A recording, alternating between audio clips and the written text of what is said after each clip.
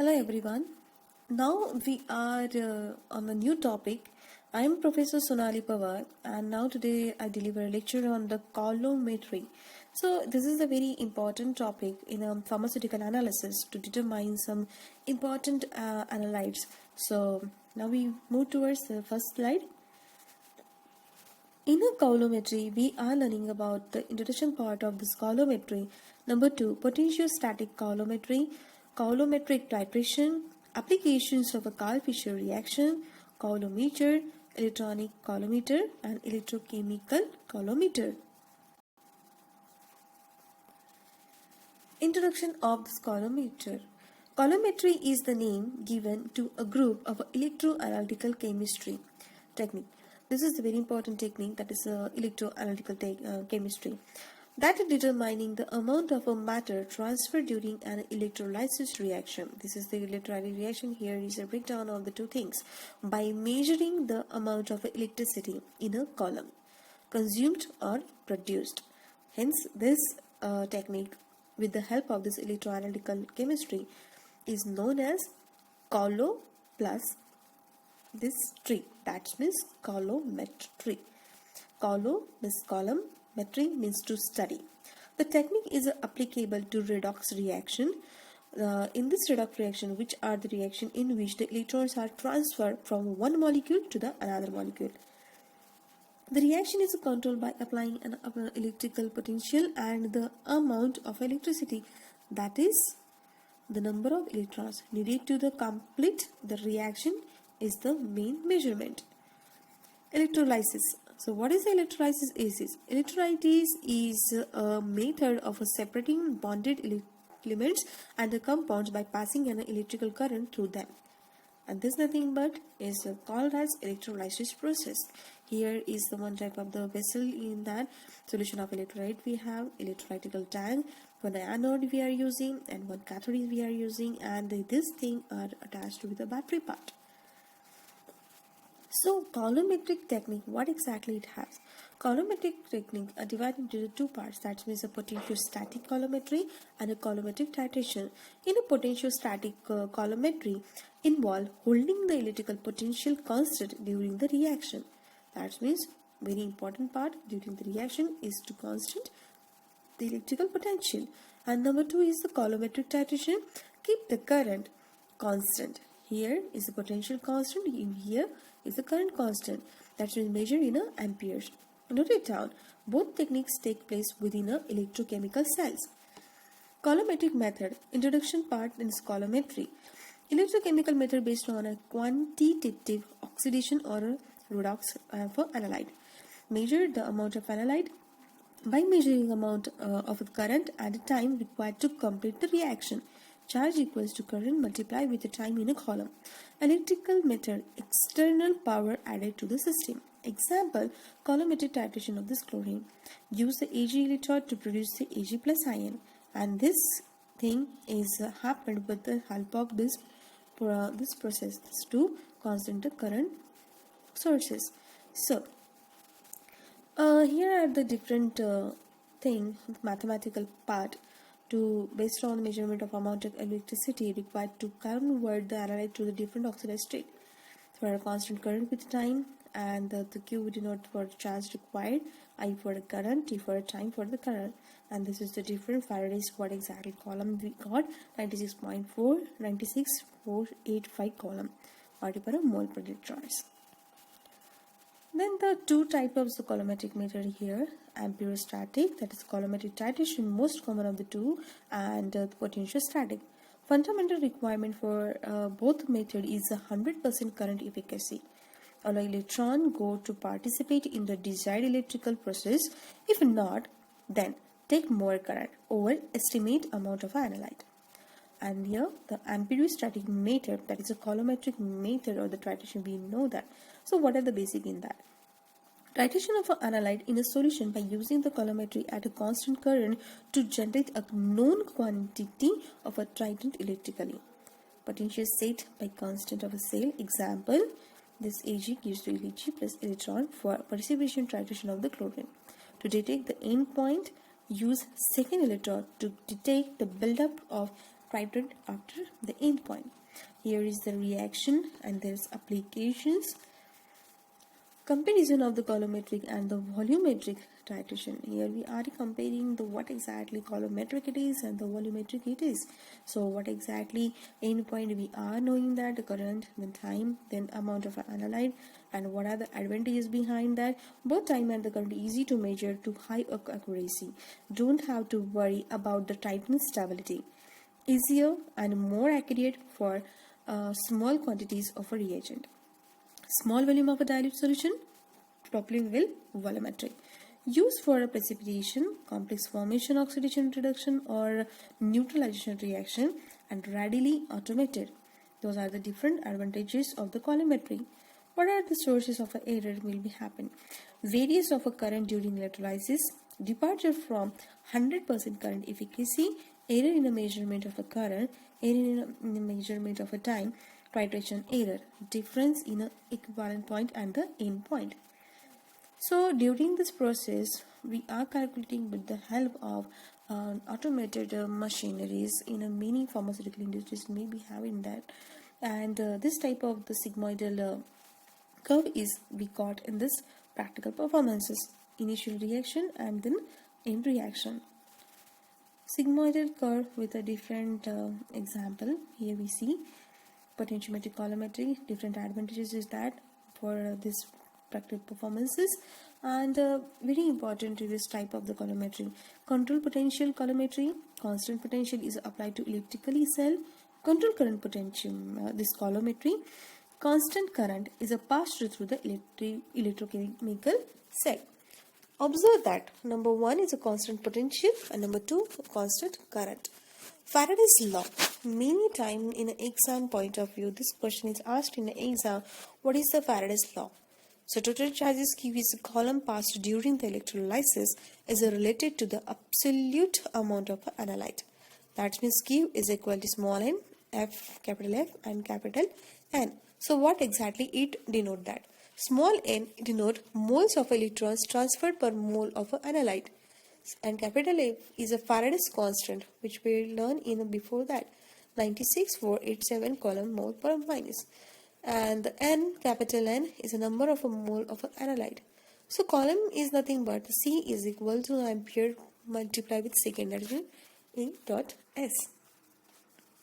This is the various mathematical calculation and the equation for this measurement of the coulometry. Coulometry is directly measured with the help of the current and the time. And for this 100% current efficacy, this is not it required for this reaction. So this is the graph plotted against the current versus time. So mediator solution, cathode, anode, and sources of a reducing agent and sources of oxidizing agent we are using in this titration part. So coulometric techniques are as accurate as other analyte techniques used to carry out similar analysis, but are usually quicker and more convenient. Hence, many times the analytical pharmaceutical analysis of many more component of oxidation and reduction, this technique is used. Since coulometric method do not measure directly the amount of the matter transferred in the redox reaction, it is important that the reaction maintain a stoichiometrical relationship.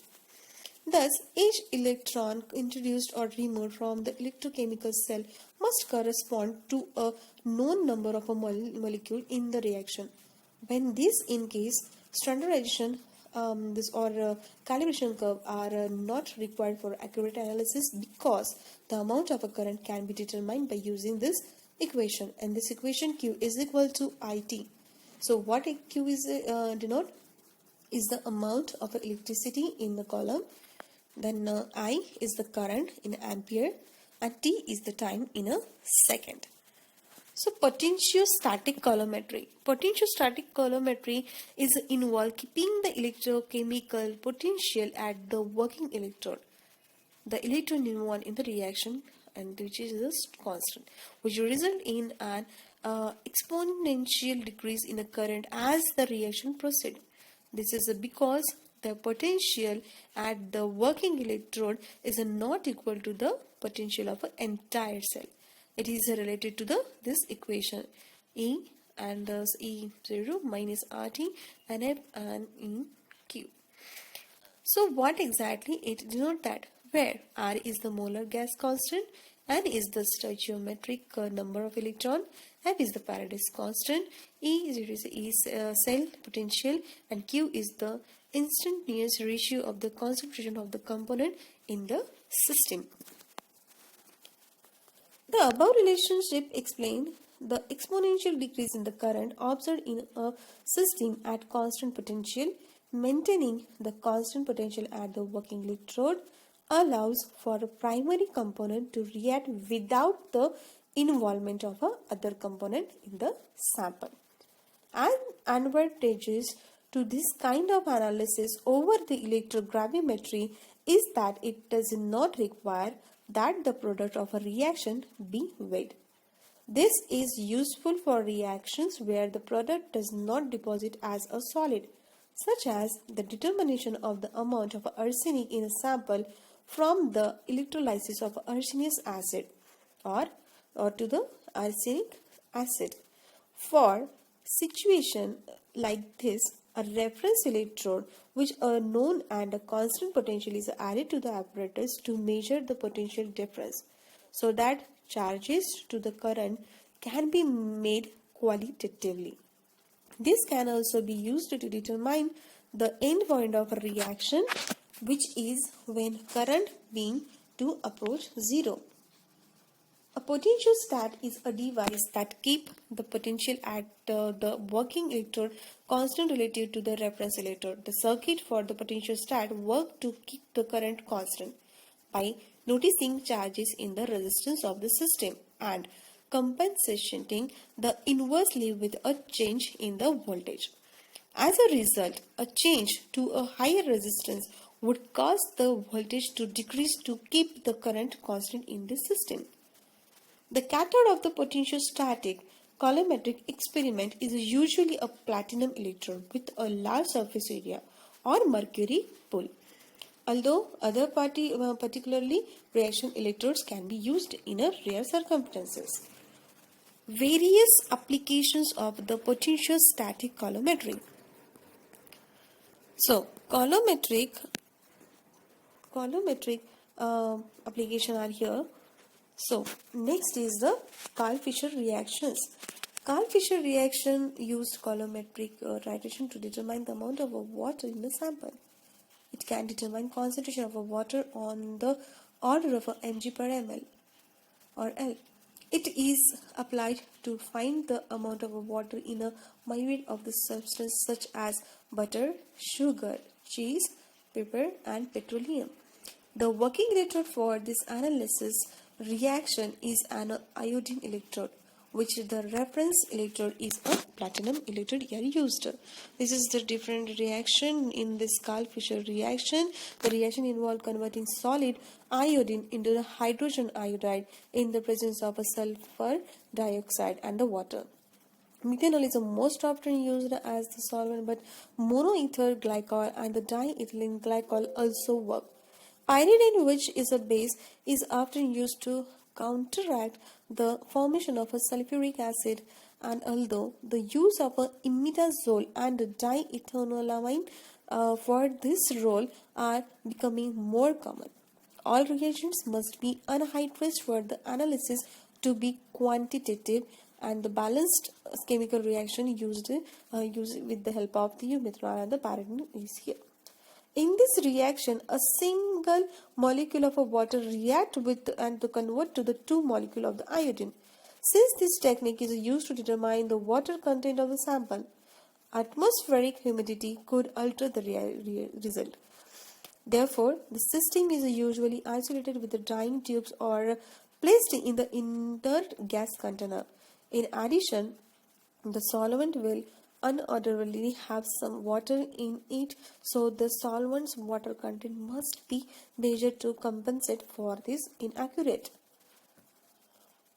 To determine the amount of water in the sample, analysis must first be performed using either back or a direct titration.